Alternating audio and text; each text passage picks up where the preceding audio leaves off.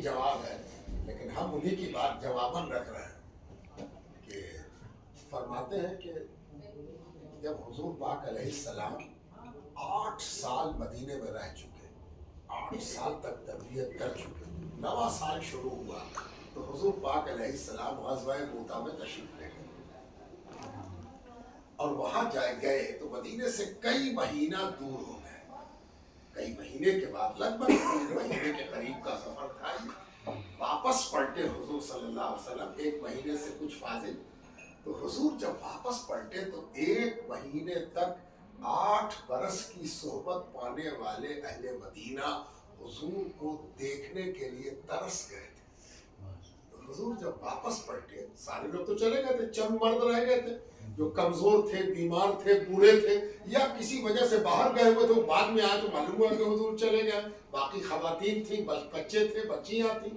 ان لوگوں نے حضور کی آمد کی خوشی اسی طرح سیلیبریٹ کی جیسے پہلے دن حضور سبحان اللہ سبحان اللہ۔ اب 8 برس کی تربیت کے بعد علامہ ابن قیم کہتے ہیں کہ دف بجا اور پڑھا گیا طلع البدر علینا، پہلے دن کا مرید ہو یا 8 برس کے بعد کا مرید ہو، دونوں سما سنا رہا۔ سبحان اللہ سبحان اللہ۔ اب تو قول بھی مل گیا، عمل بھی مل گیا، تم دکھاؤ کہاں پہ حرام ہے، تم بتاؤ حرام، لیکن حرام اللہ رسول کی بات سے آنا چاہیے، تشریح توضیح سے نہیں آنا۔ اب تشریح توضیح کا بھی حال سن لیجیے۔ تشریح توضیح کا حال عالم یہ ہے کہ آج مسلمانوں کے درمیان جتنے قسم کا اختلاف ہے سب تشریح توضیح اور ویاکھیا کے کارن ہے۔ جتنی تشریح اتنی توضیح، اسی میں سارا اختلاف اور جھنجھٹ جنم لیتا ہے۔ آپ کچھ تشریح کر رہے ہیں، ہم کچھ تشریح کر رہے ہیں، ہم کیوں آپ کی تشریح مان لیں؟ تو یہ تشریحات کا جو دفتر ہے اس کے چکر میں نہیں پڑنا ہے۔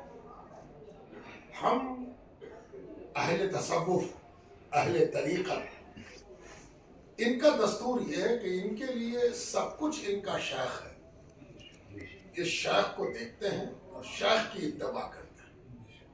انہوں نے شیخ کے ہاتھ پر اپنا ہاتھ دیا ہے اور یہ کہتے ہیں کہ ہمارے لیے قبلہ تو شیخ ہے اور ہم نے اس کو ہاتھ دے دیا ہے، اور ہم اس یقین کے ساتھ اس کی اتباع کرتے ہیں کہ یہ ہم کو اسی راستے پر لے کے چلے گا جو اس کے شیخ کا راستہ ہے۔